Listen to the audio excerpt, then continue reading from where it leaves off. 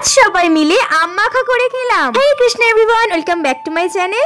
জানি প্রথমেই সবার মনে একটা প্রশ্ন আসবে, আমের সিজন কেটে গেছে, তাহলে আম কোথায় পেলাম? আচ্ছা তার আগে বলি, এটা আমার নতুন ইউটিউব চ্যানেল। যারা তোমরা আমার ভিডিও দেখছো কিন্তু সাবস্ক্রাইব করছো না, কি করছো? তাড়াতাড়ি সাবস্ক্রাইব করে দাও। যে আম গাছটা তোমরা প্রথমে দেখলে, সেই আম গাছটা জেঠু, এই আম গাছে 12 মাসে আম হয়। আর কাঁচা আম দেখে কেই বা লোভ সামলাতে পারে বলো? তাই ভাবলাম ঝটপট পেরে মাখা করা যাক। আর মাখার রেসিপি তোমাদের সঙ্গে শেয়ার করব না, এটা তো হতেই পারে না। তুমি দুটো আমকে ভালো করে ধুয়ে খোসা ছাড়িয়ে এরকম স্টাইল মেরে কেটে নেব। হ্যাঁ, একটু স্টাইল করে কেটো, দেখতেও ভালো লাগবে, খেতেও ভালো লাগবে।